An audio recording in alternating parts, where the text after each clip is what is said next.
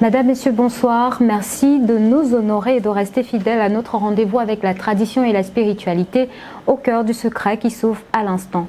Tel qu'annoncé, nous traitons ce soir des blocages, quelles en sont les origines et surtout quelles sont les erreurs en tant qu'hommes et femmes que nous commettons au quotidien.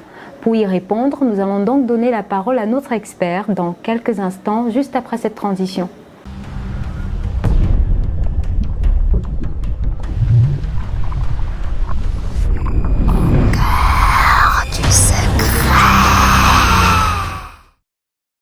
De retour sur ce plateau, Mesdames, Messieurs, dans le fauteuil de l'expert pour nous entretenir sur cette thématique qui semble profonde et dont nous avons tous hâte de découvrir les réponses aux questions qui ont été posées. Le Mbambok, Ouri Yehuda Wayak. Bonsoir à vous, Mbambok. Bonsoir, Marielle Abaté, bonsoir. La semaine a été très chargée, nous supposons, autant que les internautes qui n'ont pas manqué d'écrire, de vous solliciter aussi. Nous savons que votre planning, il est très chargé, mais ce soir encore, nous avons le plaisir de vous avoir pour nous entretenir sur les blocages. On rencontre de nombreuses personnes qui se sentent autant oppressées, qui ressentent comme des poids dans leur vie, qui stagnent et qui aimeraient savoir qu'est-ce qui ne va pas concrètement. Lorsqu'on parle de blocage, Mbambok, qu'est-ce qu'on devrait pouvoir tirer comme leçon? Ok, d'emblée déjà, tout le monde a été victime d'un blocage, d'une manière ou d'une autre. D'accord. Les blocages, pour les comprendre de la façon la plus simple, c'est lorsqu'on n'arrive pas à aller de l'avant. C'est lorsqu'on n'arrive pas à évoluer. Oui. C'est lorsqu'on n'arrive pas à rencontrer, parce que dans la vie, on ne reçoit pas des opportunités, on les rencontre. D'accord. Et pour pouvoir rencontrer quelqu'un, il faut marcher. On a ce qu'on appelle le mécanisme. C'est-à-dire que c'est comme un chemin qui est tracé pour un individu et il doit rencontrer, il doit marcher sur cette voie pour rencontrer des possibilités, des opportunités. Oui.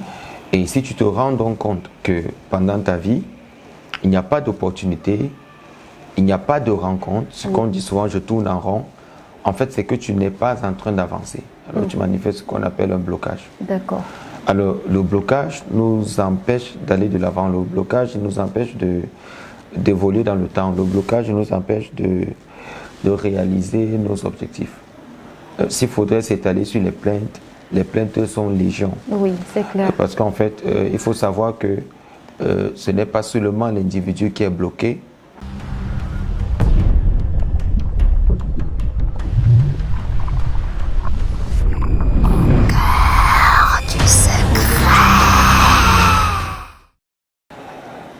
Il faut savoir que ce n'est pas seulement les personnes qui sont victimes ou tout au moins qui subissent le blocage qui sont un blocage pour elles-mêmes. Les personnes bloquées bloquent les autres qui sont autour. Donc il faut savoir que c'est une toile. Parce que le blocage est un virus.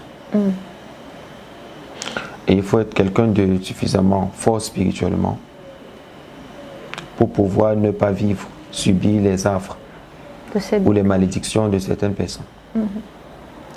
Vous devez savoir que la malédiction, c'est le vent. La malédiction, c'est le vent. Quand je l'ai dit, il faut que j'explique. Oui.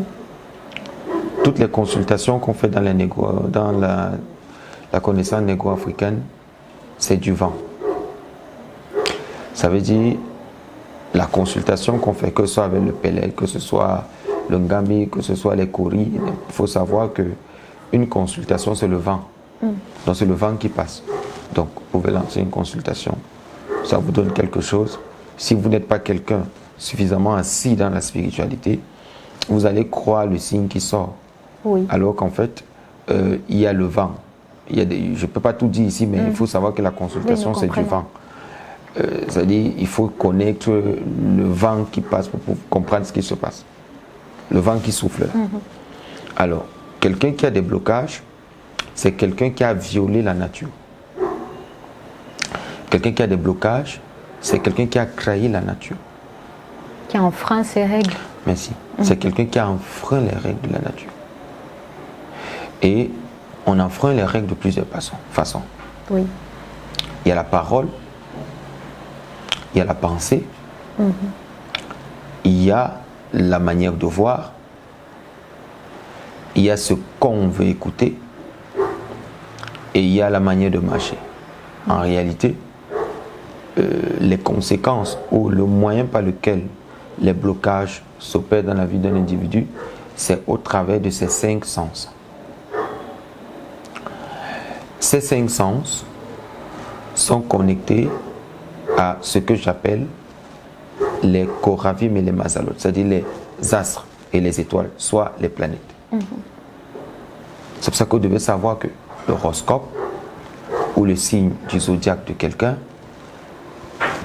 ce signe-là, ce n'est pas ce que les chaînes de télévision disent tous les jours, qui devrait être la preuve de ce qui se passe dans ta journée. Oui. Mais il faut savoir que, par exemple, quelqu'un qui est né au mois d'avril, fin avril, début mai, on parle de, en hébreu, Shor ou en français, taureau. La personne qui est taureau, généralement, ces personnes-là sont influencées par un signe.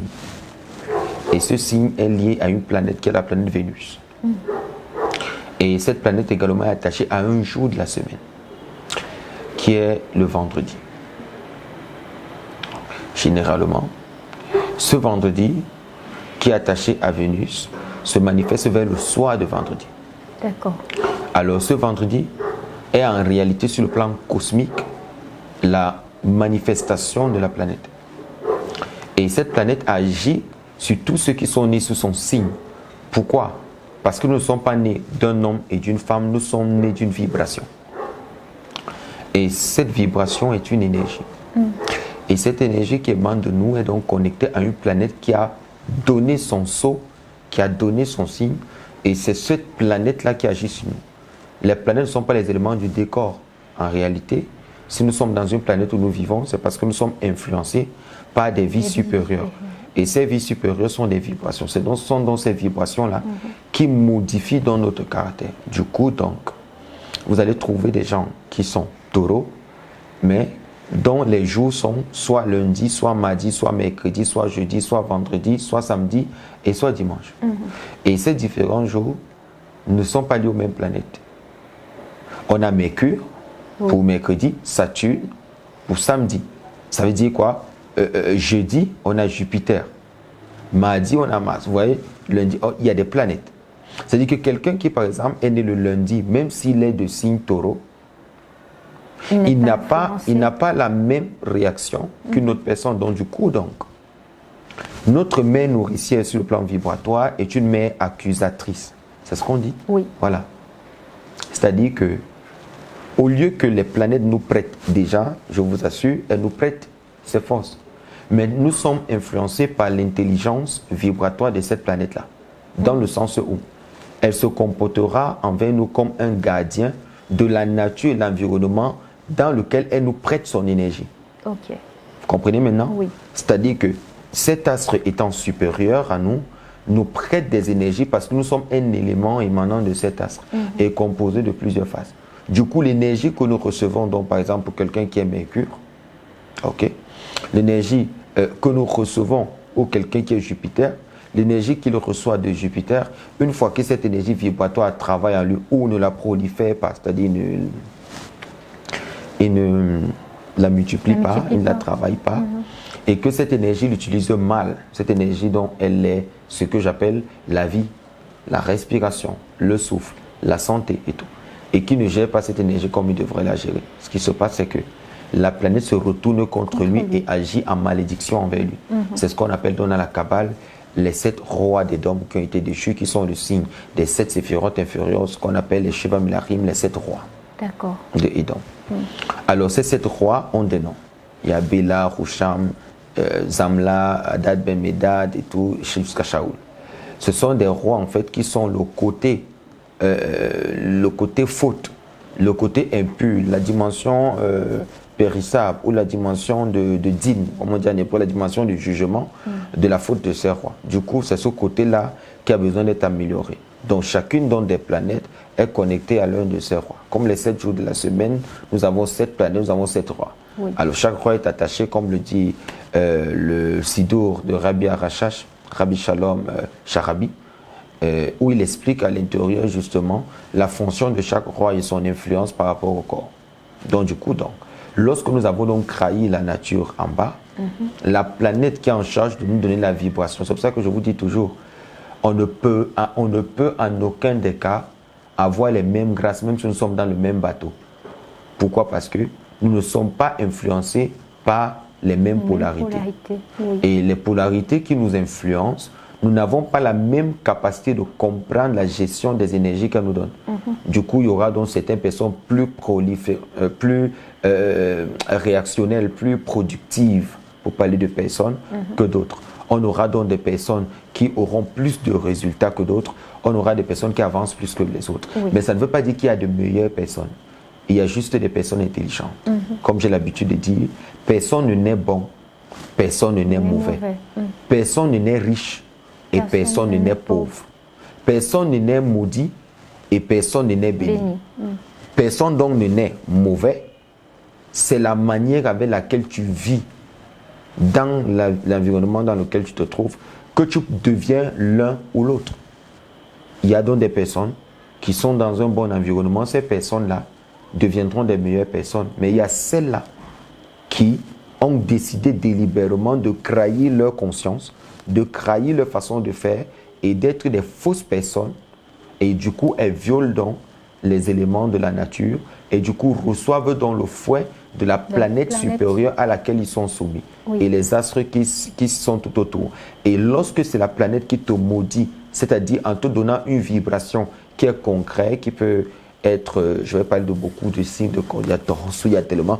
Et lorsqu'on décide donc de recevoir, lorsqu'on reçoit donc cette vibration-là, on vit donc en fonction donc de la dimension à laquelle la planète veut qu'on vive. Cela peut être changé, bien sûr, cela peut être changé. Il y a des mécanismes, il y a des connaissances qui permettent justement de changer cette vibration et cette influence astrologique sur nous. Parce qu'il ne faut pas prendre les signes du zodiaque comme étant une bénédiction. Moi, je ris pour les amateurs qui disent « Ah, moi, je suis taureau, on est compatible. » Il y en a qui sont vraiment attachés, qui ne ratent aucun épisode de ce que l'horoscope dit. Justement, ce sont des personnes qui veulent toujours qu'on dise quelque chose de bien dans l'horoscope parce que déjà, la chaîne de télé qui publie ça ne dira rien de mauvais. Oh oui. Elle s'arrangera justement d'arranger son discours pour que ceux qui écoutent soient toujours abonnés à la chaîne. Mais si elle commence à dire ce que je dis, la personne ne va plus écouter cet horoscope. Donc, c'est ce que je voulais donc dire pour donner un petit chapeau, pour vous expliquer d'abord c'est quoi en réalité le blocage. Vous voyez donc comment je définis le blocage, d'où ça vient, avant de dire que qui que ce soit. Alors je dis, je n'ai cité ni le nom de papa ni le nom de maman. Je dis l'individu, de par sa manière de vivre, façonne son monde et est le garant de l'énergie qu'il a reçue, cette énergie en réalité qui est supérieure. En outre, il faudrait aussi le dire, les personnes aujourd'hui trouvent des mécanismes justement de pouvoir se sortir des problèmes. Mais il faut entrer dans le vif du sujet pour comprendre qu'est-ce qui en réalité influence d'une manière ou d'une autre et arrive à produire à l'intérieur de nous des malédictions. Oui. Les planètes auxquelles nous sommes attachés, que j'ai citées tout à l'heure, Pluton, Saturne et tout ce que vous voulez, ces planètes-là en réalité sont attachées à cette partie de notre corps. Les 7 parties de notre corps, ce sont les 7 orifices de la tête. Je vais aller vite. Oui. Ces 7 orifices, c'est quoi? Les 2 yeux, le nez, les 2 narines, les 2 oreilles, la bouche, ça fait 7. Oui. Ces parties du corps que je viens de citer reçoivent du vent. Alors, chacune des parties de notre corps est liée à cette bénédiction que je ne vais pas citer ici. Par exemple, je prends un exemple simple. Quand je parle de la dimension, par exemple, de la bouche est attachée à ce qu'on appelle même chalar. Même chalar, en hébreu, ça veut dire le pouvoir. C'est pour ça que je dis souvent que lorsqu'on parle du pouvoir politique, il est 7e, ok? Parce que le pouvoir politique, c'est le 7e pouvoir dans les pouvoirs. Il y a le pouvoir de la vie qu'on appelle Chaim, il y a le pouvoir de la paix qu'on appelle Shalom, il y a le pouvoir de la prospérité qu'on appelle le Osher. Pas le Rocher, mais le Osher. Osher. Et le pouvoir de la prospérité. Le 7e pouvoir, en fait, c'est le pouvoir politique. Et c'est celui de la bouche. Lorsqu'un homme atteint un certain âge, comme David à 40 ans, Daouda, il devient roi. Okay? Et lorsqu'il devient roi, on dit qu'il atteint le 7e pouvoir, ce qui est le pouvoir de la concrétisation, mais ce pouvoir des règles. Ça veut dire quoi? À la base, nous sommes donc appelés à être évolutifs dans le temps, c'est-à-dire de suivre le chemin dont je parlais tout à l'heure et de pouvoir rencontrer des opportunités. Ce chemin donc que nous suivons, qui est d'abord un chemin initiatique qui est mental, c'est-à-dire psychologique, psychosomatique aussi, parce qu'il y a des réactions émotionnelles qui interviennent. Lorsque nous décidons donc de suivre cette voie-là, qui pour nous doit être une bonne voie, on est donc obligé de savoir que sur ce chemin, on va passer par 7 pouvoirs et la finalité de ce pouvoir, c'est atteindre un âge où on devient leader. Cet âge où on devient leader, ce qu'on appelle le leadership, c'est le 7e pouvoir qui est ce qu'on appelle le pouvoir politique. Parce que le leadership, c'est le pouvoir politique. Ce pouvoir politique, c'est la capacité qu'aura l'individu à manager. Lorsque tu es donc un manager, tu touches à ce qu'on appelle le 7e pouvoir. Et le 7e pouvoir, c'est le pouvoir politique, parce que le management n'est que de la politique. C'est le pouvoir politique de gestion, justement, des hommes. Et ce pouvoir politique, ce pouvoir que tu as, te confère des habiletés de leader, c'est-à-dire ce que tu dis se concrétise, ce que tu dis se passe, ce que tu dis agit, ce que tu dis se manifeste. Comprenez jusqu'ici? Est-ce que vous êtes avec moi? Oui. Alors, c'est 7 pouvoirs qui composent l'homme, qui sont attachés à la vue, qui sont attachés aux narines, c'est ce que l'homme respire, qui sont attachés aux oreilles, qui sont attachés à la bouche. Ces pouvoirs-là, l'homme les trahit de son vivant. L'homme les trahit de quelle façon? Il annule volontairement ses pouvoirs et ses habiletés qui sont déjà disposés pour lui sur le plan spirituel, où il devrait seulement respecter un certain nombre de choses pour pouvoir comprendre. Alors, l'homme, il trahit ces 7 pouvoirs. De quelle façon il trahit ces 7 pouvoirs? Vous allez voir que ce que je viens de citer n'aura rien à voir avec les fautes. D'accord. Alors, le pouvoir de la bouche, même Chalar, ne nécessite pas, on le crée comment on annule le pouvoir politique dans sa bouche. Vous comprenez, quand je parle de blocage, les gens ne comprennent pas ce que c'est, mais je vais vous expliquer, vous allez comprendre.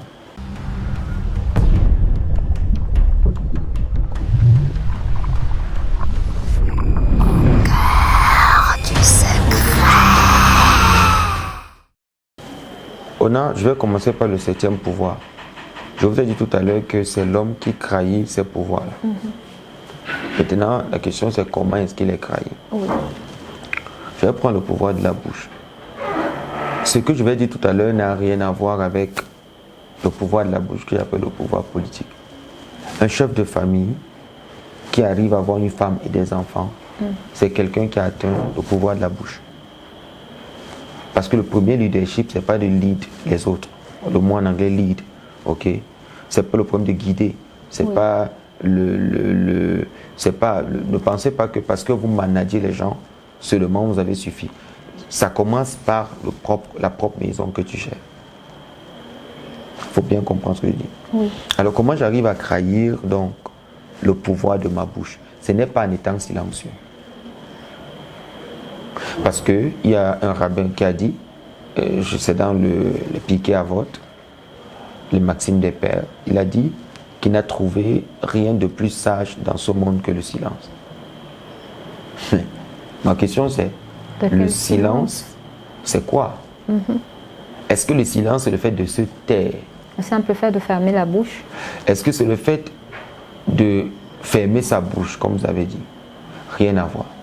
Au point où les gens pensent aujourd'hui que parce qu'ils ont la bouche fermée et qu'ils ne parlent pas, ils ont atteint un niveau de lumière incroyable, alors que c'est tout simplement de la bêtise. Je vous dis aujourd'hui, il y a des personnes qui parlent, qui sont expressives, qui ont plus de lumière. Par contre, de l'autre côté, on a des personnes qui ne parlent pas, mais qui bavardent plus que celles qui ont la bouche ouverte. Je m'explique. Le langage n'est pas seulement l'outil utilisé au niveau de l'expression extérieure de ce que nous pensons.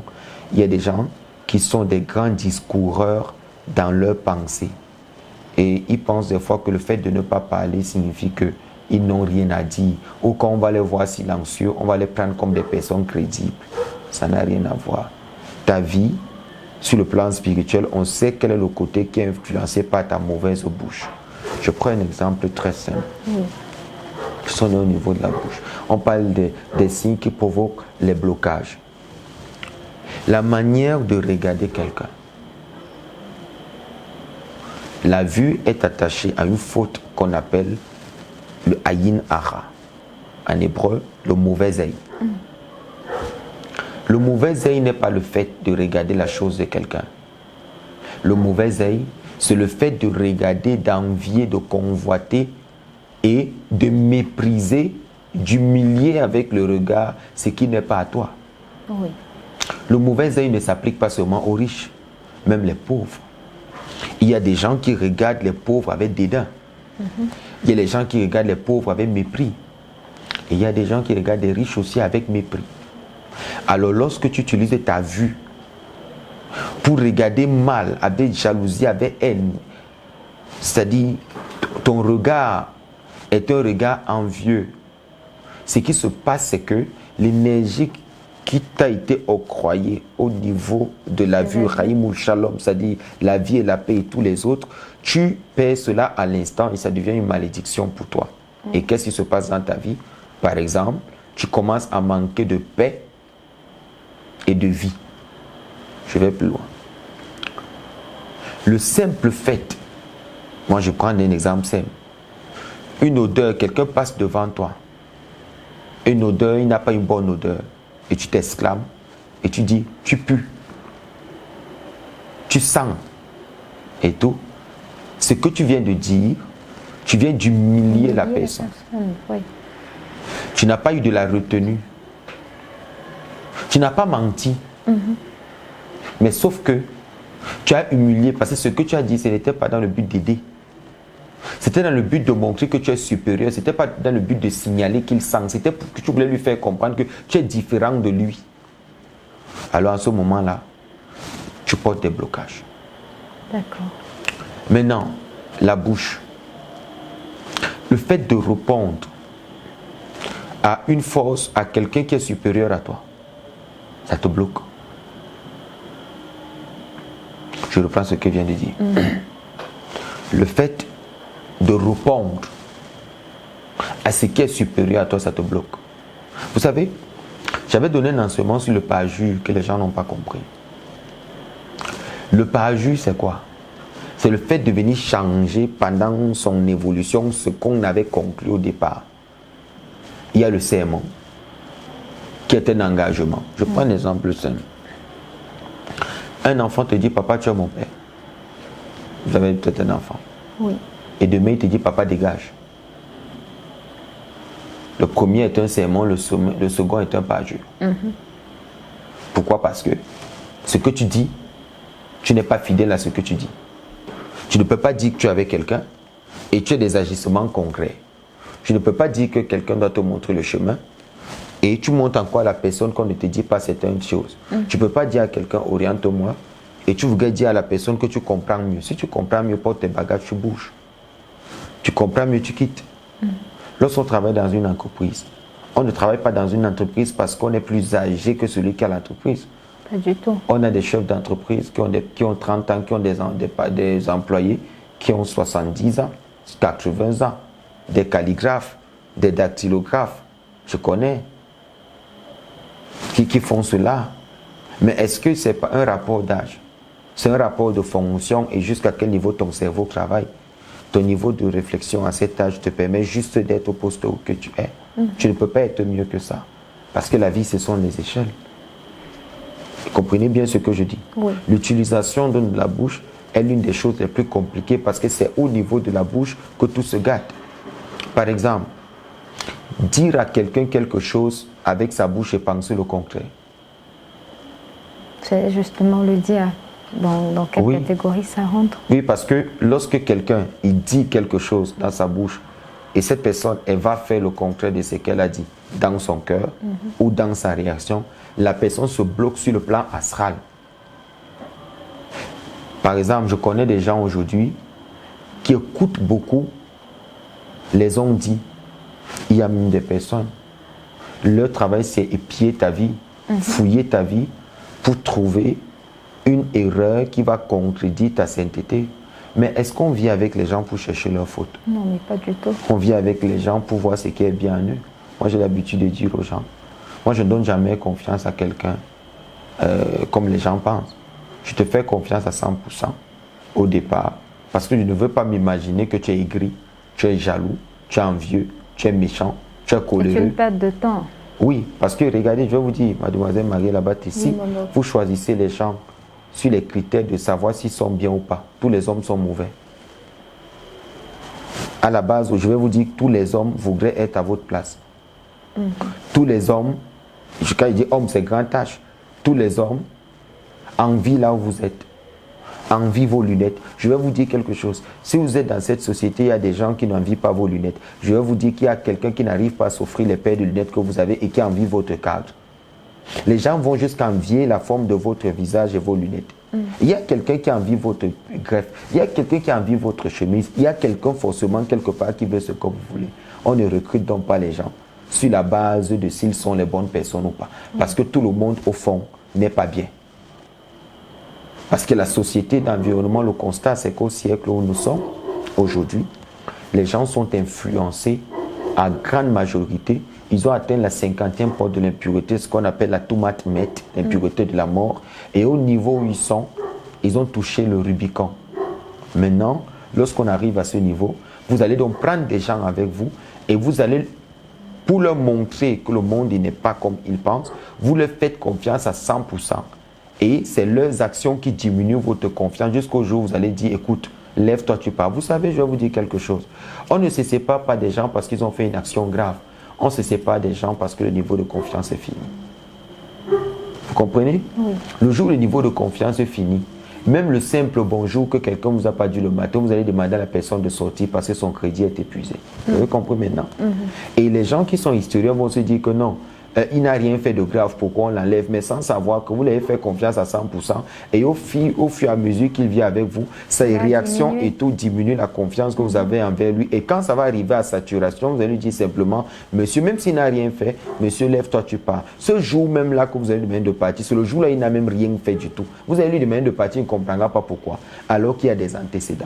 Moi, c'est ce que mes maîtres m'ont appris. Tu fais confiance à 100%, quand la confiance diminue, quand tu n'es plus à l'aise dans la relation avec la personne, tu te sépares. Moi, c'est ce que mes maîtres m'ont appris. Alors, vous comprenez donc que pendant votre échange avec un individu, vous allez vous rendre compte que les gens sont source de blocage. Les gens sont source de problèmes. Les gens, ils ont des problèmes.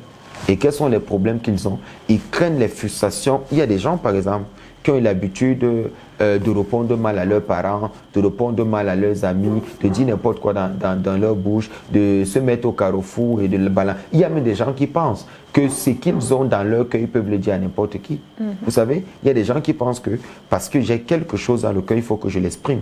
Est-ce que vous savez que vous pouvez offenser un enfant dont la constellation ou la planète à laquelle il est soumis, où le degré vibratoire qu'il a à l'intérieur de lui vous dépasse largement, et vous parlez mal à cet enfant et directement vous portez un blocage, une malédiction, sans même qu'il ne réponde. Vous savez, il y a des gens qui ne savent pas être polis. Il y a des gens qui ne savent pas vivre en société. Il y a même des gens qu'il faut forcer l'amitié, il faut forcer le sourire, il faut forcer les saluts le matin. En fait, on a l'impression de draguer ces personnes pour qu'elles se réveillent. Oui. Vous voyez, il y a des gens qui se disent qu'ils sont obligés de me parler parce que je suis beau, j'ai les beaux ongles, j'ai les beaux orteils. Le monde ne fonctionne pas comme ça. Si quelqu'un est un patron, la personne ne peut pas vivre là où on demande qu'elle fasse une tâche. La vie aujourd'hui, elle est telle que les gens sont remplis de malédictions, de blocages qu'ils ont accumulés par leur jalousie, par leur haine, par le fait de ne pas respecter l'ordre, le fait de sortir avec une femme et la basader par exemple. Le fait de mentir à une femme et de venir changer après. Le fait de tromper une femme parce que vous voulez l'intimité. Une fois, et c'est l'une des choses les plus graves, une fois que vous avez couché avec elle, vous l'envoyez balader direct. Vous bloquez le numéro, vous ne voulez plus avoir affaire à elle parce que vous avez fini ce que vous avez à faire. Mais ne vous inquiétez pas, vous allez porter des blocages. L'un des blocages les plus forts que les gens doivent savoir aujourd'hui, c'est le relationnel. Soit tu te sépares des gens, tu vis seul pour ne pas porter de blocage. Soit si tu vis avec les gens, ajuste-toi. Parce que chaque parole, chaque réaction, chaque aspect du visage, c'est pour ça qu'on a dit, notamment à Caïn, je ne vais pas citer ce texte, mais je le cite quand même pour ne pas le citer. Pourquoi tes faces sont-elles troublées? Parce qu'en réalité, le démon sort sur le visage. Lorsqu'il se manifeste dedans, il sort. Donc aujourd'hui, qu'est-ce qu'on doit apprendre? On doit apprendre à être des personnes qui mesurent ce qui sort de leur bouche. Écoutez, vous pouvez être mécontent.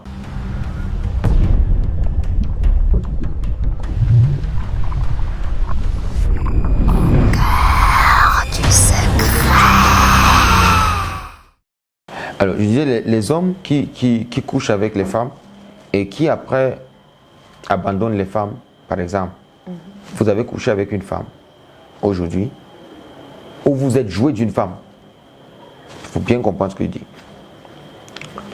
et que vous séparez de la femme. En réalité, pour vous faire un plan simple, si quelqu'un vous quitte, il ne faut pas que la personne ait raison de vous. Je répète.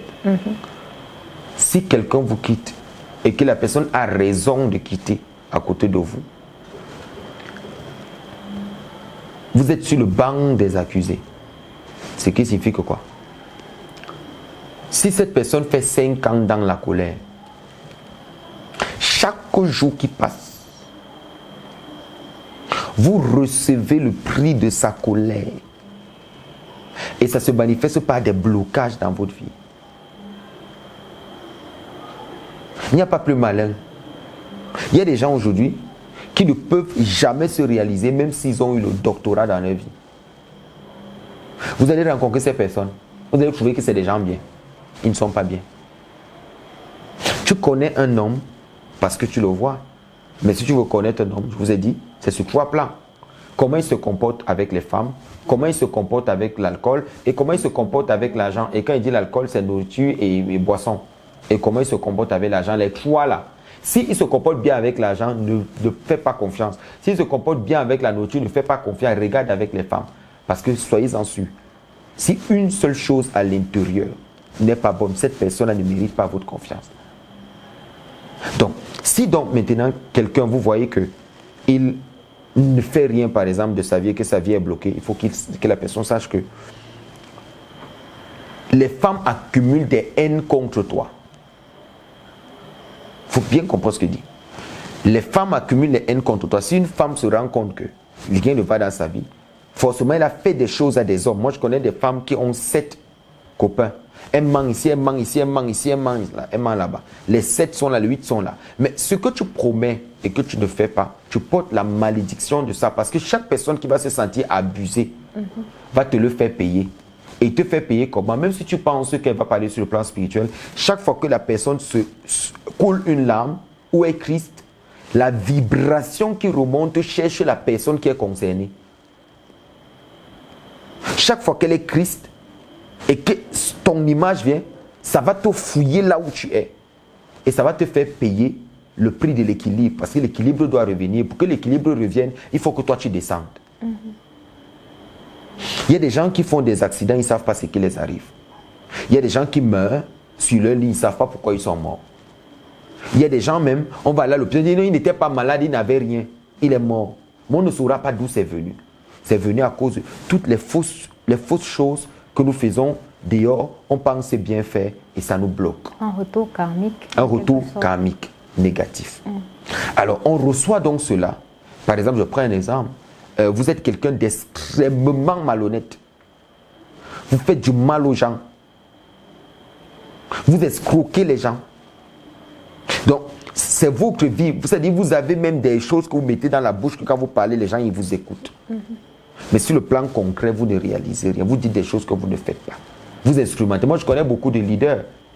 J'ai travaillé avec beaucoup de leaders qui manipulent les esprits des gens pour pouvoir avoir ce qu'ils veulent. Vous les voyez comme des saints. Ils continuent à contrôler la chose. Pourquoi est-ce que rien ne les arrive? Parce que ceux qui sont victimes de ça ne se sont pas encore détachés, ne se sont pas encore rendus compte de la besogne. Parce que quand ils vont quitter, c'est là, maintenant, que le retour de colère va commencer à agir sur l'individu. Vous savez, la vie dans laquelle nous vivons, il faut savoir, c'est simplement, c'est énergie dans tout. Tu portes un seau d'eau que tu donnes à quelqu'un qui avait besoin de l'eau, tu viens de faire monter au niveau de ton âme des énergies positives qui redescendent sur toi.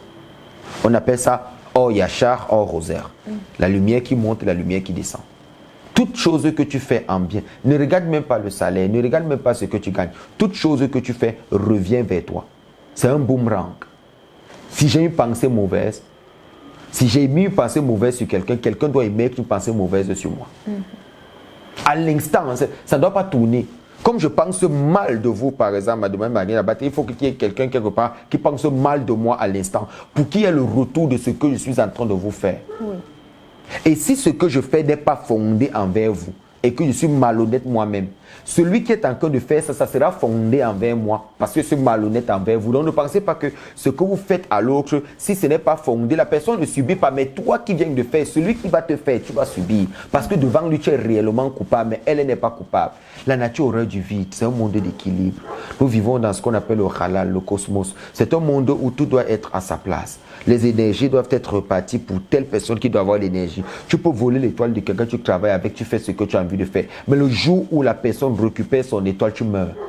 Et s'il y a même un seul de tes enfants qui a joui de cette étoile, l'enfant la doit payer.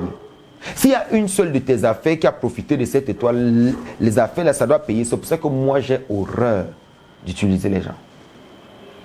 J'aime tout faire moi-même. Parce que même lorsque quelqu'un se lève et qui prend un seau d'eau pour te donner, c'est son énergie qui vient de prendre pour te donner. Il faut réfléchir à 2 fois avant de prendre. Il y a des énergies qui sont des énergies poison. C'est pour ça que lorsqu'on est un mystique, on est très sensible aux personnes négatives en un laps de temps. Et on choisit. Ce n'est pas du favoritisme. Ce n'est pas parce qu'on est dans la même maison, on doit accepter tout le monde. Tout le monde ne doit pas se coller à moi. Tout le monde ne doit pas se coller à moi. Tout le monde ne doit pas marcher à moi. Tout le monde ne doit pas m'accompagner en route. Parce que le simple fait de marcher avec moi, je te donne des énergies positives que moi j'ai travaillé purement. Et je suis en train de te purifier. Je te purifie. Donc c'est toi qui gagnes en étant avec moi. Ce n'est pas moi qui gagne en étant avec toi. Non. Parce que je suis un être de lumière. C'est moi qui te donne la lumière. Tu ne me donnes pas la lumière. Je ne sais pas si vous comprenez un peu ce que je dis. C'est ça la vérité. C'est moi qui donne. C'est parce que tu es avec moi que tu peux décrocher des concrets que tu n'as pas idée. C'est parce que tu es avec moi que dans ton plan spirituel, je peux réparer des malédictions que tu crains depuis des années. Parce qu'au fur et à mesure, prenez un exemple, prenez de l'eau. Prenez de l'eau dans un récipient. Et prenez de la boue. Mettez au fond du récipient. Il n'y a pas d'eau dans le récipient. Un autre récipient, vous mettez la boue au fond. Prenez maintenant de l'eau dans une carafe. Versez une petite quantité là-dedans. Vous allez vous rendre compte que l'eau sera rouge. Oui. Prenons l'eau comme la pureté. Lorsque la pureté rencontre l'impur, l'impur tâche la pureté. Je répète ce que je dis. Lorsque la pureté rencontre l'impur, l'impur tâche la pureté. C'est le degré et la quantité de pureté qui peut rivaliser avec la quantité de saleté. Donc, qu'est-ce que je ferai donc? Je continue à mettre de l'eau dans l'impur. Mettre de l'eau dans l'impur, c'est quoi? C'est dire à ton élève que tu es quelqu'un qui n'est pas bien. Arrête. Lorsque vous dites à quelqu'un qui est impur, qu'il agit mal, il pense mal, il est égoïste, égocentrique, manipulateur. Quand vous lui dites qu'il est bordel, il est un homme à femme, il est tout. Quand vous dites ça à votre élève ou vos disciples, vous êtes en train d'ajouter l'eau propre dans la boue. Et si vous mettez beaucoup d'eau propre dans la boue, vous allez vous rendre compte qu'à la fin, la boue n'est plus énorme. L'eau ne fait que blanchir. Et plus tu ajoutes l'eau avec le peu de boue, la boue disparaît, la boue disparaît. C'est pour ça que quand vous prenez un morceau de boue, vous jetez dans la rivière ne sera jamais rouge. Parce que la quantité de rivière, la saleté que tu as est insignifiante face à la pureté. C'est pour ça que je dis toujours aux hommes spirituels, faites vos méditations, faites vos purifications, montez à des plans élevés, des plans supérieurs. Parce que des gens vont arriver dans vos vies avec des démons qui craignent sur leur dos.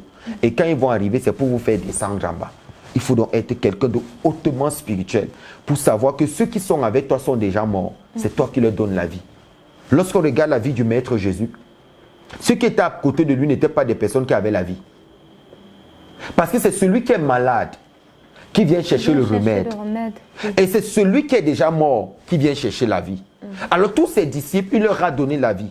Et on dit qu'il leur a donné ce qu'on appelle à Nebo le roi Hakodesh, le Saint-Esprit. On voit ça dans Actes des Apôtres chapitre 2. Lorsqu'ils étaient dans la chambre haute, c'est ce qu'on appelle la Hydra Rabba, la Hydra Zuta. Donc pendant qu'ils sont là-bas, ils reçoivent donc la dimension de leur maître qui repartit son esprit en eux. C'était pour les amener dans une autre dimension de vie. On appelle ça des maîtres ascensionnés. Donc vous comprenez donc en réalité que si les gens viennent vers vous et que vous avez une vie meilleure par rapport à ces gens, sachez que c'est vous qui leur donnez la vie. Si vous avez un enfant dans la maison, c'est vous qui donnez la vie à l'enfant et non l'enfant qui vous donne la vie. En fait, c'est ce qui est plein, c'est ce qui est fertile, c'est ce qui est en période féconde qui peut enfanter. Vous n'avez pas compris ce que je dis. C'est ce qui est en période féconde qui peut enfanter. C'est-à-dire quoi? C'est la terre qui est fertile qui peut faire sortir du maïs. Il y a des terres où lorsque tu arrives, tu rencontres le monsieur, il n'est pas fertile. Quand tu regardes sa vie, ça ne produit pas. Remarquez, un homme qui a une vie fertile, c'est un homme qui change tous les jours, qui s'améliore. C'est un homme évolutif, il ne stagne pas. On voit les choses avancer, les choses bougent. Oui. Alors on dit voilà une terre fertile. Mais comment reconnaître une terre qui n'est pas fertile? C'est une terre où lorsque tu la regardes, elle ne produit rien. Le sujet lui-même, c'est-à-dire l'individu, il flâne. Il se balade. Il ne fait rien de sa vie. Comprenez que c'est une terre qu'on appelle le goudron. Il faut comprendre ce que je suis en train de vous dire. C'est très spirituel ce que je dis. C'est ça, reconnaître une vie influencée par des démons ou une vie influencée par des blocages. Vous savez, vous dire quelque chose, avoir l'argent, c'est très facile. C'est le conserver qui est le problème. Je vais vous dire, ce n'est pas parce que vous dépensez beaucoup d'argent que vous devenez pauvre. Jamais en dépensant l'argent, on devient pauvre. Et si tu te rends compte qu'en dépensant l'argent, tu es devenu pauvre, c'est parce que tu n'as pas beaucoup de revenus. Parce que celui qui a beaucoup de revenus ne voit pas les dépenses. Oui. Donc, quelqu'un peut acheter une grosse voiture, une costaud de Mercedes à plus de 56 millions. Toi qui as le taxi, tu trouves qu'il fait le gaspillage. Ce n'est pas qu'il fait le gaspillage, c'est qu'il a beaucoup d'entrées. Du coup, il maintient son rythme de vie. C'est parce que toi, tu n'as pas beaucoup d'entrées d'argent que tu viens à ton rythme. On n'est pas pareil. Vous comprenez un peu ce que je suis en train de dire? Oui. Vous comprenez la sagesse derrière? Il faudrait qu'on accroche son sac là où on peut. Et qu'on comprenne que certaines personnes ont atteint certaines dimensions, ce que j'appelle, ils ont traversé certaines dimensions, ils sont à la 4e et la 5e, ils comprennent certaines choses, ils regardent ce monde-ci depuis le haut, ils regardent ce monde-ci depuis la fin de ce monde. Vous comprenez un peu? Oui. La 3e dimension dans laquelle vous vivez, eux, ils sont à la 4e dimension, celle à laquelle tout le monde n'est pas encore parti, et d'autres sont à la 5e dimension. C'est-à-dire quoi? Celui qui est donc à la 1re dimension ne peut rien comprendre la 1re dimension, c'est celui qui a la 2e qui peut l'expliquer parce qu'il est extérieur à la 1re dimension. Il a déjà fini la 1re dimension. Il connaît les blocages de la 1re dimension. C'est pour ça qu'il y a les maîtres spirituels. Un maître spirituel, même si vous habitez ensemble dans la même maison, vous n'êtes pas à la même dimension. Dans cette maison, il peut vous dire qu'il y a des gens qui sont à la 1re dimension. Pendant qu'il y a d'autres qui sont à la 4e. Tout à fait. Je vais vous dire quelque chose. Il y a des gens qui aiment dominer les autres. Mais les dominés n'aiment pas dominer.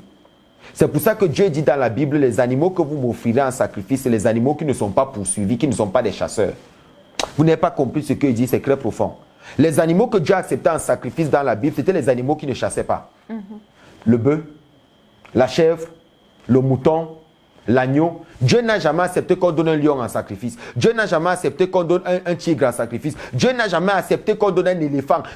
Pourquoi Dieu a accepté qu'on donne en sacrifice des animaux herbivores? Parce qu'il sait qu'en réalité, ce qui est pur, c'est ce qui ne fait pas le mal. Comprenez? Dieu dit, je veux ce qui est humble. C'est pour ça que dans une maison, il y a les petits-enfants et que les aînés veulent marcher sur les petits-enfants. Les petits-enfants, ils ne parlent pas. C'est pour ça que le Maître Jésus disait à ses disciples, soyez comme les petits-enfants. Parce que eux, ils ne s'imaginent pas un jour taper leurs aînés. Ils acceptent leur place d'être inférieurs, ils sont tranquilles. C'est cela que Dieu prend. C'est pour ça que ce sont les humbles qui grandissent. Vous savez, ceux qui dominent n'ont pas de place devant Dieu. Non, ils n'ont pas. Vous savez, il y a des gens que la nature ne peut pas bénir. Juste à ce qu'ils changent leur cœur. Quand ils vont atteindre 70 ans et qu'ils auront décidé de changer leur cœur, d'être brisés, à 70 ans, ils commenceront leur vraie vie. Malheureusement pour eux, ils n'auront pas beaucoup de temps à vivre. Peut-être 10 ans ou peut-être moins. Mais il faut savoir que c'est la décision que je prends. Si je vis avec un homme spirituel, c'est pour qu'il me débloque.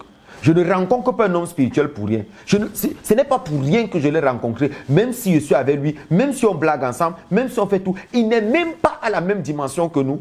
Alors je sais comment m'accrocher. Mais si je le regarde dans sa dimension d'homme, je ne reçois plus sa dimension esprit. Il faut que quelque chose disparaisse pour que quelque chose apparaisse. Parce que s'il n'y a pas de disparition dans ta vie, il ne peut pas avoir apparition. Si tu as eu l'habitude de regarder les gens de haut, il faudrait donc que tu arrêtes de regarder les gens de haut pour que tu puisses voir une dimension que tes yeux ne voyaient pas. Lorsque dans ta tête, tu te dis que tu es supérieur aux femmes, tu ne peux pas voir la lumière à l'intérieur d'une femme, tu vois les femmes comme des adversaires. Lorsque dans ta maison, tu penses que lorsque tu as des parents, tu peux leur dire n'importe quoi et que c'est dans ta tête, quand tu es dans une autre maison où il y a les parents, tu vas appliquer la même chose. En fait, tu es formaté par l'environnement dans lequel tu vis. Et tu as donc besoin d'un reformatage lorsque tu vas de l'autre côté. Il y a des choses qu'on fait lorsqu'on est devant le roi, mais il y a des choses qu'on fait lorsqu'on est devant la foule.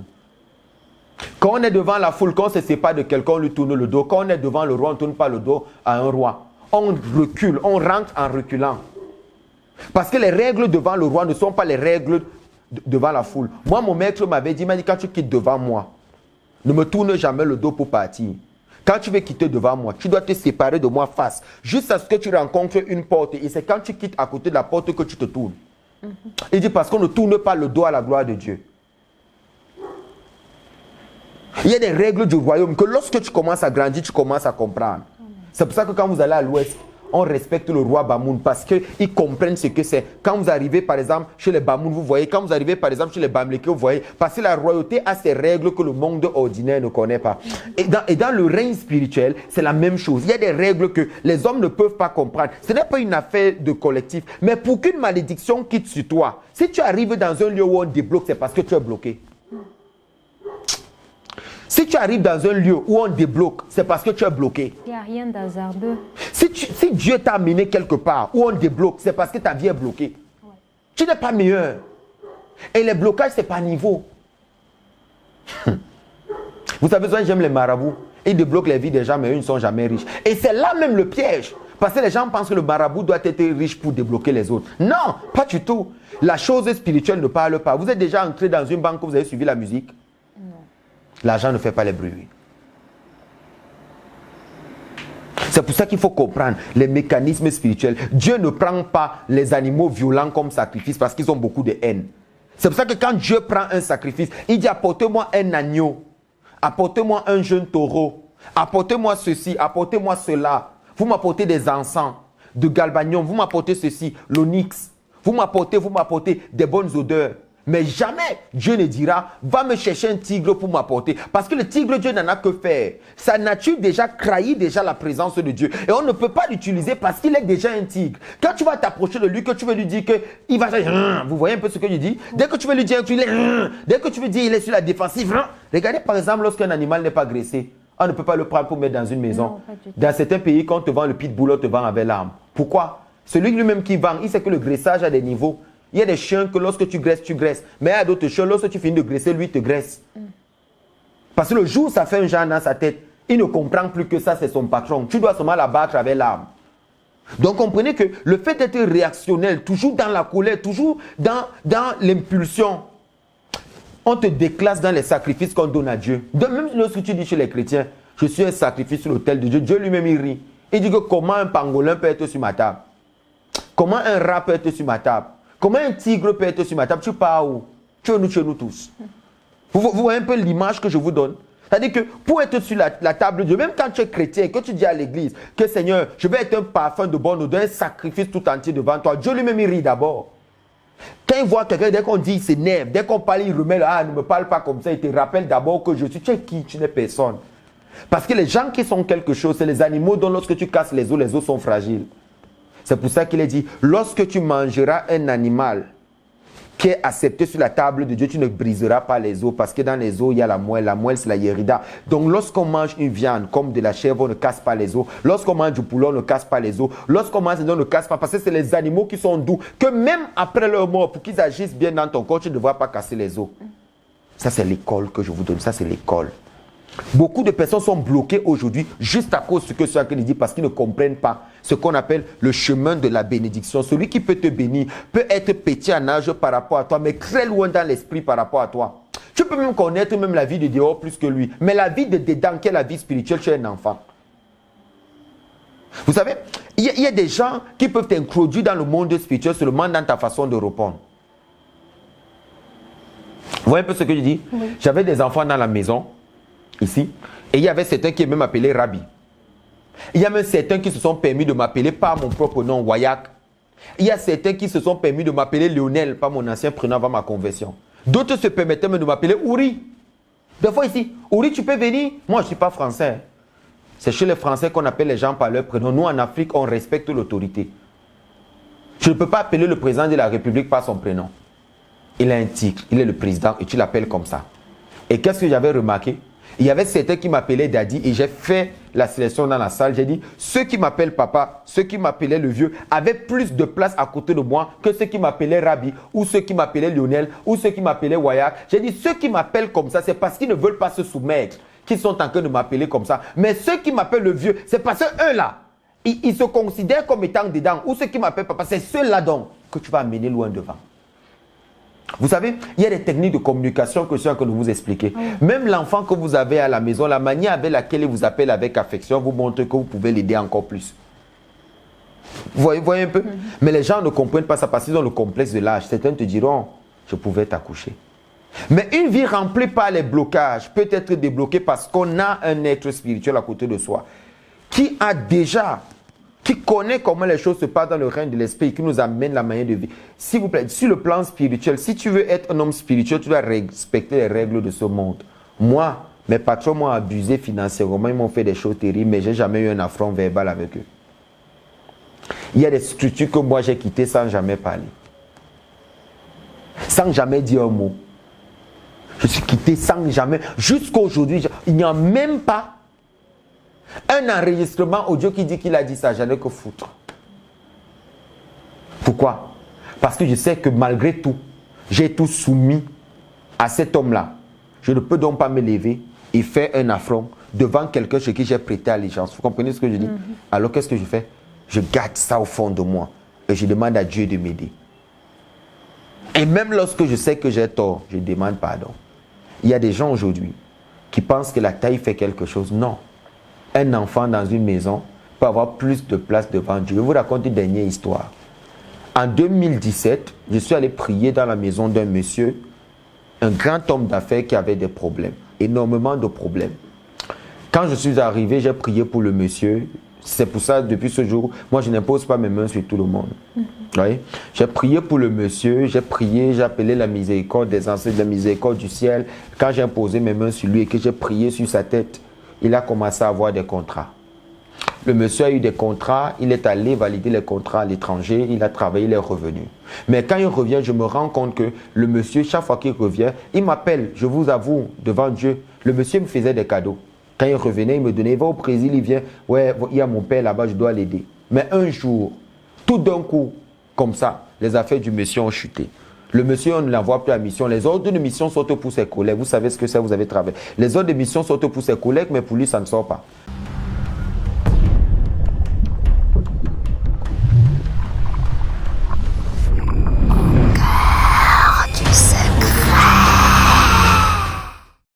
Le monsieur, d'habitude, il ne m'appelle pas trop chez lui, en fait. Oui. Même quand j'ai prié pour lui une fois, moi, je ne prie pas sur quelqu'un deux fois.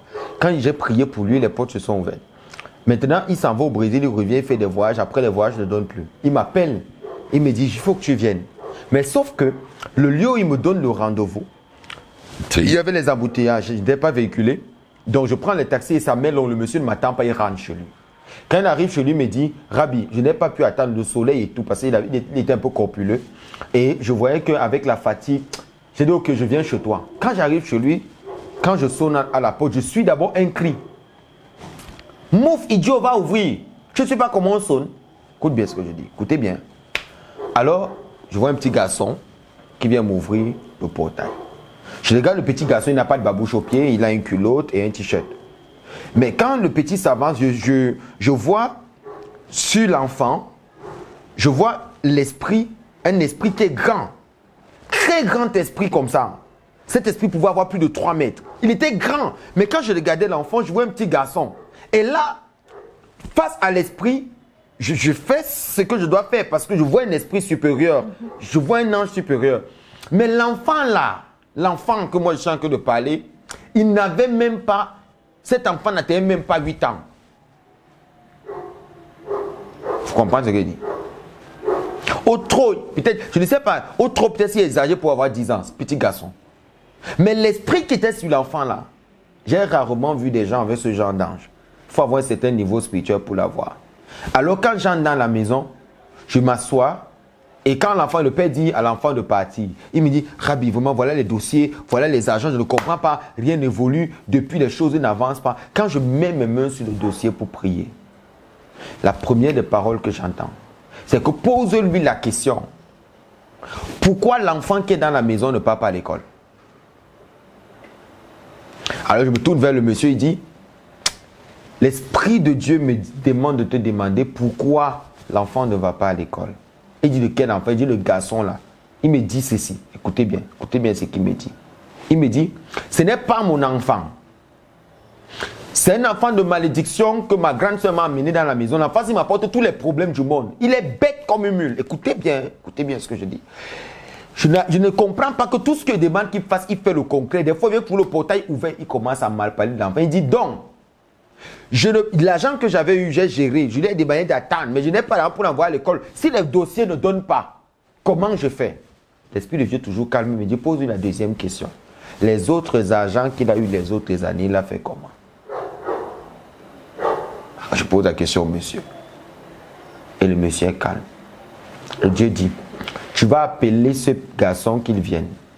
Je dis au monsieur d'appeler le garçon vient au salon. Dieu me dit, tu n'as aucune autorité dans moi. Il me dit, tu n'as aucune autorité pour débloquer les affaires de ce monsieur. La personne qui doit débloquer ses affaires, c'est l'enfant qui est là. Alors, on demande au monsieur de se mettre à genoux devant l'enfant, que l'enfant prie pour son père et que son père prenne les engagements.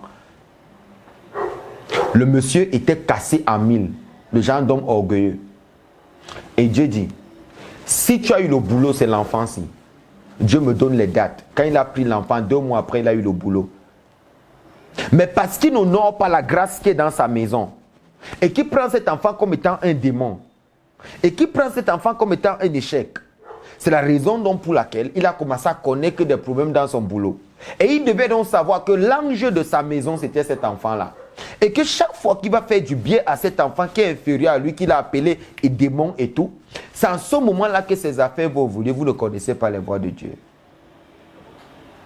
Si Dieu veut t'humilier, il y a des gens ici, leur bénédiction ne se trouve même pas dans leur famille. C'est attaché à quelqu'un d'inconnu qui doit aller servir. Tant que tu n'as pas rencontré l'homme là que tu dois servir, tu ne seras jamais rien. Dieu a dit à Abraham, quitte la terre où tu es, va servir Pharaon. Abraham est quitté d'aller servir Pharaon alors qu'il avait ses oncles. Tu ne peux pas être béni dans cette terre. Il y a des gens dont la terre de bénédiction est ailleurs. Mais lorsque Isaac est né et que Isaac a voulu quitter aussi sa terre pour aller ailleurs, qu'est-ce qu'Abraham lui a dit? Reste sur cette terre-ci, cette terre-ci sera une bénédiction pour toi. Alors qu'Abraham, lui, il était quitté, mais Isaac, on a interdit de quitter la terre. Il y a des gens qui sont appelés à rester avec les parents pour évoluer. Mais il y a d'autres qui sont appelés à aller ailleurs pour avoir leur bénédiction. Et comme ils partent là, ils vont aller servir d'autres maîtres. Et c'est en servant les maîtres là qu'ils vont devenir grands. La spiritualité est compliquée. Et des fois, quand ta vie à tel niveau où c'est compliqué, le conseil que je te donne, c'est va dans le service. C'est un homme spirituel. Va trouver un homme spirituel et sois en son service. Un homme qui est hautement spirituel, reste avec lui. Et tu seras étonné de voir que l'impossible que tu ne pouvais pas faire, c'est-à-dire même le fait de ne pas avoir les femmes, c'est-à-dire que tu as une femme, même vous engueulez tous les jours, juste parce que cet homme spirituel est là. Ta relation avec ta compagne devient meilleure. On vous dit même que c'est vous qui bagarrez. Non, maintenant c'est doux, on se comprend, on se parle. Pourquoi? Il y a une influence en termes d'astre sur les sujets. Et là, on vous redonne les forces. Donc, c'est l'homme spirituel donc, qui charge les autres spirituellement et non le contraire. Parce que quand des gens viennent vers l'homme spirituel, c'est parce qu'ils sont morts spirituellement. C'est pour que l'homme spirituel leur donne la vie. Sinon, le contraire ne peut pas se faire. Aucune personne vivante ne vient voir les vivants. Il faut comprendre ce que je suis en train de dire. Parce que si tu dis qu'une personne vivante vient voir les vivants, c'est une tautologie. Parce que quand tu es vivant, tu dois déjà voir. Mais pourquoi tu reviens voir, ça ne marche plus. Oui. Parce que pour pouvoir arriver, pour accéder au degré de la lumière, il faut ne pas avoir la lumière pour aspirer à la voir. Pour avoir le boulot, il faut perdre son boulot. Je vous ai dit tout à l'heure qu'il faut qu'il y ait disparition pour qu'il y ait apparition. Si quelque chose ne disparaît pas dans ton caractère, quelque chose de nouveau n'apparaît pas. Si tu viens avec l'ancien cœur, tu ne peux pas avoir le nouveau cœur. Il dit, je vous enlèverai votre cœur de pierre, je vous donnerai un cœur de chair. C'était une métaphore. Pour dire qu'en fait, il y a des gens qui sont nés avec des cœurs difficiles. Le donner est difficile, la considération difficile, ils sont difficiles à vivre, ils ne tolèrent pas les autres, ils ne tolèrent pas les erreurs, ils ne tolèrent pas qu'on les dise n'importe quoi, ils sont rancuniers, ils sont haineux, ils doivent changer de cœur pour être meilleurs. C'est des choses comme ça qui créent le déblocage. Et une fois que tu arrives à vivre comme ça, à dépasser ce niveau-là, tu peux avoir tout ce que tu veux dans la vie. Vous savez, l'homme doit s'auto-guérir et s'auto-gérer avec... Il doit être capable de dire que tel comportement ne sied pas l'environnement où je suis. Et des fois, on doit arrêter de courir derrière quelque chose qu'on ne peut pas avoir. Vous savez, j'ai vu un monsieur pousser une voiture une fois sur une colline. Et cette voiture qu'il était en train de pousser n'avait pas de carburant. Il disait, je vais choquer. C'est comme ça qu'il y a des gens dans cette vie. Ils pensent qu'en choquant leur voiture, la voiture va démarrer, mais ils ont oublié qu'ils n'ont pas de carburant. Le carburant, c'est le mauvais caractère qui a créé l'absence de carburant en toi. Alors, tu es en train de pousser la voiture dans la pente dans l'espoir de choquer. C'est pour ça que la vie, on force pour des contrats, on force pour des choses, ça ne donne pas. Parce que l'idéal n'est même pas d'avoir la voiture. L'idéal, c'est d'avoir le carburant dedans. Parce qu'avec le carburant, tu n'aurais pas besoin de choquer. Peut-être on démarrait un problème. La vie, il faut la comprendre avec des symboles parce que c'est un monde de symboles dans lequel nous sommes. Il faut comprendre le langage. Les anciens ne parlent pas beaucoup. Ils te disent tu fais et puis tu fais. Si tu veux beaucoup expliquer, ils ne sont plus là. Trop d'explications avec les ancêtres, trop de questions, tu appelles il y a autre chose. Et c'est d'autres réponses qui n'ont plus rien à voir avec les ancêtres qui vont venir te parler. C'est pour ça que nous-mêmes, on sait quand on fait mal. On sait quand on ne veut pas se soumettre. On sait, et je vais vous dire quelque chose. J'ai vu des garçons que je formais dans le leadership. Certains grandissaient, d'autres venaient dire aux autres que pourquoi vous vous soumettez. Vous voyez? Pendant que d'autres se soumettent, non, vous ne voyez pas que ce qu'il a fait là, non, écoutez, vous savez, je vais vous dire quelque chose. Si tu es un véritable maître dans ta vie, qui te crête comme ça avec gratuit, ce n'est pas un maître. Il veut autre chose. Si vous avez quelqu'un à côté de vous qui dit qu'il est votre maître et il est toujours en train de vous caresser, allez voir ce que Jésus disait. Ne craitait-il pas ses disciples de race de vipères? Si. Alors qu'il les aimait, non? Vous savez, la bêtise de l'homme est à un tel point que des fois, il faut parler à l'homme au langage qu'il comprend. C'est ce qu'on appelle la communication. Vous savez, lorsque vous descendez dans la rue pour parler aux enfants de la rue, il faudrait que vous ayez un pantalon baissé et une cigarette sur la main. Quand vous descendez pour aller parler à des prostituées, vous devez avoir le langage pour comprendre. Quand vous parlez à des personnes qui ne sont pas à votre niveau intellectuel, vous devez descendre à leur niveau parce que c'est le langage qu'ils comprennent. C'est ça qu'on appelle la sagesse. Et en ce moment-là, tu leur parleras selon leur langage. C'est pour ça que la Bible parle, même le Nouveau Testament des chrétiens dit ceci. Quand Paul était avec les chrétiens, il se comportait comme les chrétiens. Quand il était avec les juifs, il se comportait comme les juifs. Et quand il était avec les romains, il se comportait comme les romains. Ça veut dire quoi? À chaque lieu dans lequel tu te trouves, tu t'adapteras pour faire sortir les âmes. Parce que si tu viens vers eux avec une autre attitude qui n'est pas comme eux, ils sont habitués, ils ne peuvent pas accéder à ton message parce que ton message parle un autre langage qui ne leur parle pas. C'est pour ça que lorsqu'on éduque, on parle à chacun selon la dureté de son cœur et selon les mots qui vont avec pour débloquer quelque chose. Ce n'est pas de la méchanceté, c'est de la haute sagesse. C'est de la haute sagesse. On touche chacun là où il faut toucher chacun. Et si les gens ils restent avec toi et qu'ils arrivent à comprendre un certain nombre de choses, ils seront débloqués. Les hommes spirituels ont trop de problèmes aujourd'hui. Ils ont trop de problèmes, pourquoi? Parce qu'au-delà d'être un homme spirituel, il faut faire un peu d'école. Il faut faire un peu de psychologie, un peu de sociologie. Il faut comprendre le comportement humain. Il faut comprendre le mécanisme pour pouvoir vivre avec les gens. Sinon, tu ne peux pas t'en sortir. Chacun est un tigre qui va être sur un autel qu'il faut transformer en agneau pour qu'il soit agréable aux yeux de Dieu. Ça veut donc dire quoi? Un homme peut être influencé par l'environnement, il a grandi, il décide de changer. Même le plus grand braqueur du monde, quand il rencontre celui qui lui dit 2 mots et qui se sent, il abandonne le braquage, il devient quelqu'un de bien. La conversion n'est pas difficile, c'est la communication qui manque à l'homme. C'est pour ça que je vous dis qu'il y a des personnes que si tu te rends compte que ce sont des incirconcis irréconciliables, c'est-à-dire que des personnes qu'on ne peut pas ramener sur le chemin, qu'est-ce que tu feras? Tu laisseras ces personnes-là et tu iras dans autre chose. Nous, on ne fait pas la manipulation ici. Nous, on ne crée pas des cercles où on apprécie tout le monde et pas derrière, on les sabote. On dit des choses qui sont claires. Même les étudiants qui viennent s'inscrire, qui viennent en consultation chez moi, je leur fais comprendre que voilà ce que tu fais, il faut arrêter. Pourquoi? Si tu veux former de véritables disciples, il faut leur dire la vérité. Et celui qui aime la vérité va grandir dans la vérité, mais celui qui n'aime pas la vérité, il va partir. Et vous ne devez donc pas avoir peur d'élever les gens, parce que le déblocage aujourd'hui, les gens doivent contrôler leurs pensées, leur bouche et ce qu'ils sentent et ce qu'ils parlent. Parce que si l'homme ne contrôle pas ces aspects-là à l'intérieur de lui, il détruit tout ce qui est dans son passage. Et autre chose par lesquelles je vais sortir, apprenons à avoir du respect pour tout le monde. Et encore plus, ayons le respect pour 2 personnes. Du respect pour les femmes, peu importe leur taille. Et le respect pour les maîtres spirituels. On ne leur parle pas n'importe comment. La femme est une divinité. Les hommes spirituels sont des divinités. Même si tu apportes l'argent à la maison, cette femme-là qui est dans la maison, là, elle n'est pas la dimension de l'argent que tu apportes, puisque déjà c'est elle qui te donne ça et toi tu ne sais même pas. Mais tu devras parler à cette femme avec respect. Tu devras baisser la voix. Il y a 2 personnes que tu dois craindre, que tu dois respecter sur cette terre. Il y a les hommes spirituels, les initiés, je dirais, et les femmes. Parce qu'une femme, elle est initiée à la naissance. Tant qu'une femme a un sexe féminin, elle est initiée. Tu devras donc avoir peur des 2 là. Encore plus des hommes spirituels. Parce que même, je me rappelle quand ils me faisaient former comme initié en tant que bombok, le premier exercice qu'on m'avait donné, c'était de m'asseoir et de servir le vin de palme aux autres chefs. Alors pendant que je suis assis, je ne savais pas que lorsque tu t'assois pour servir le vin de palme, tu n'as pas le droit de te lever en pays bassa. Il y a 2 tests qu'on m'avait donné que j'ai réussi.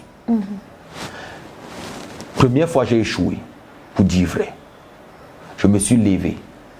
Parce qu'un bobo m'a dit, serre-moi un peu le vin de palme, là, viens un peu me donner là. J'ai servi, les autres bobos étaient calmes. Ils me regardaient ce que je vais faire. Je me suis levé, allé de on m'a dit, encore on croira. Elle a dit que tu vas payer l'amende. J'avais échoué. Ça a retardé. Vous savez, il y a des choses que tu dois connaître. Parce que là où tu es assis, là, quand tu sers le vin, il y a trop de mystique qui se passe entre les chefs. Ce sont les chefs traditionnels en pays bassa qui doivent se lever et venir prendre le vin, parce que le vin de palme chez nous est sacré plus que tout. Chacun doit donc se lever et venir prendre le vin. Mais moi, j'avais fait l'erreur. On est parti dans une autre contrée avec d'autres chefs et c'est là-bas que je suis resté sur place. On a dit que voilà quelqu'un qui va réellement être initié et devenir chef d'un clan. Il a compris. Le deuxième test, c'était celui que je vais vous dire, les flatulences. Vous connaissez les flatulences? C'est ce qu'on appelle les gaz. Quelqu'un qui pète. Excusez-moi du mot, il fallait que pas de façon vulgaire pour que tout le monde comprenne. Les chefs traditionnels avaient quelque chose qu'ils mangeaient dans leur bouche pour te faire échouer ton initiation et qu'on ne t'initie pas. Quand il marchait la chose là comme ça, dès qu'il marche avec toi comme ça, il lâche. Hey, il lâche même toi. Il veut seulement voir si tu vas rire. Je connais beaucoup de personnes qu'on a refusé d'initier. Parce que si tu te moques des flatulences de celui qui va t'initier, tu ne vas plus le respecter. Vous comprenez maintenant? Alors les chefs marchaient à chaque fois. Chaque fois, il prend le pagne, il attend, il te regarde. Il marche un peu, il peut faire même 30. Oui, c'est une écorce qu'on mange. Les chefs le font. Quand tu as ta dernière phase d'initiation, on te fait le piège là. Vous êtes assis comme ça là, tu es un peu trop concentré peut-être pour faire un rituel initiatique. Après, il fait comment?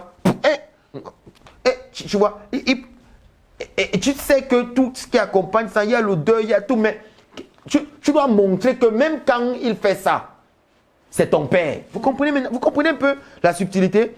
C'est mon père. Je dois rester avec lui. C'est-à-dire quoi? Même si un jour il est malade et qu'il a déféqué là, je dois le porter comme ça. Aller le laver parce que ce n'est pas le corps physique que je vais aller regarder. C'est l'esprit qui habite son corps. Ce n'est pas le corps physique quand ton papa est en phase terminale de la mort que tu dois porter aller laver. Tu ne vas pas regarder son sexe. Ah, son sexe est formé comment? Non, ses fesses sont formées comment? Ses vieilles fesses là. Non, ce n'est pas ça que tu vas regarder.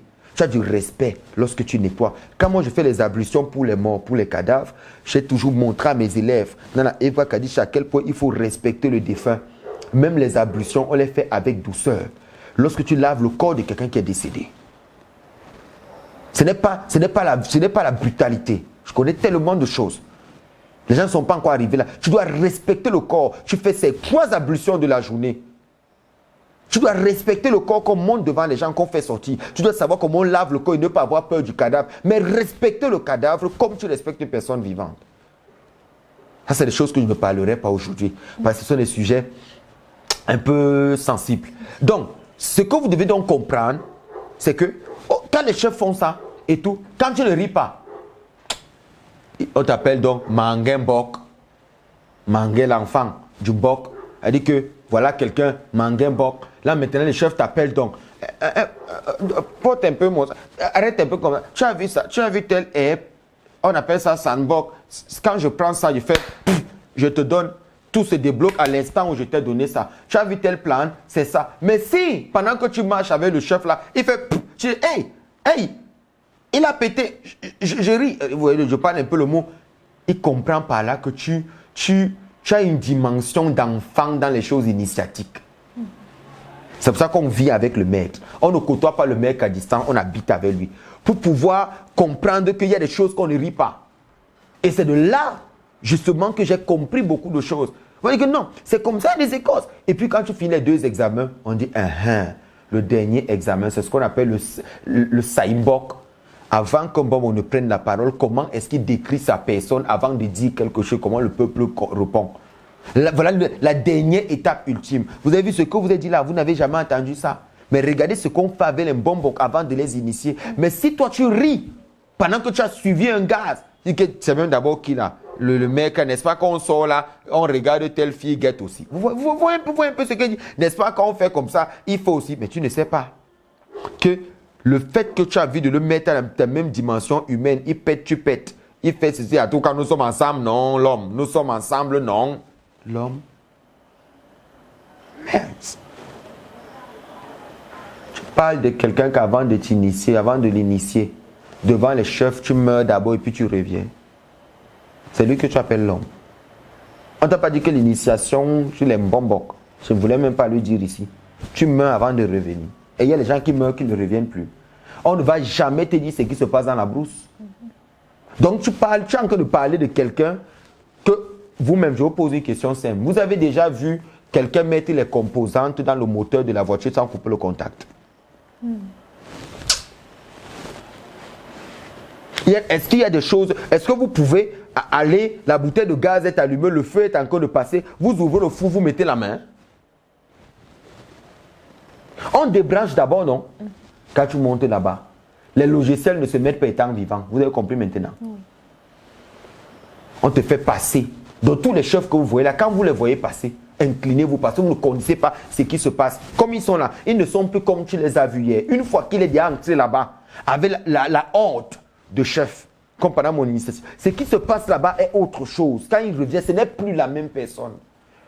Mais ça, les gens ne comprennent pas parce qu'ils n'ont pas compris que l'initié, il est à un autre degré. C'est pour ça justement que quand il descend, il peut débloquer les problèmes de tout le monde. Parce qu'il devient quelqu'un d'autre et il voit des dimensions qu'il ne pouvait pas voir. Merci beaucoup Mbombok pour toutes ces informations. Nous bénissons véritablement les ancêtres ce soir d'avoir permis que nous puissions échanger sur ce sujet autant sensible. Utile est de rappeler, mesdames, messieurs également, que si vous avez des difficultés, quel que soit le problème, les problèmes de blocage, si vous avez besoin de déblocage, puisqu'il faut le dire ainsi, vous pouvez contacter et rencontrer le Mbombok pour votre suivi spirituel. Les adresses s'affichent au bas de l'écran. C'est sur ce que nous mettons donc un terme à cette édition spéciale d'Au cœur du secret sur les blocages. Commentez, laissez-nous des questions, continuez de liker et surtout partagez à d'autres personnes qui ont besoin de recevoir la même lumière que vous et ne retenez pas l'information pour vous car vous pouvez sauver des vies à cet effet. On se retrouve pour un tout nouvel épisode très prochainement.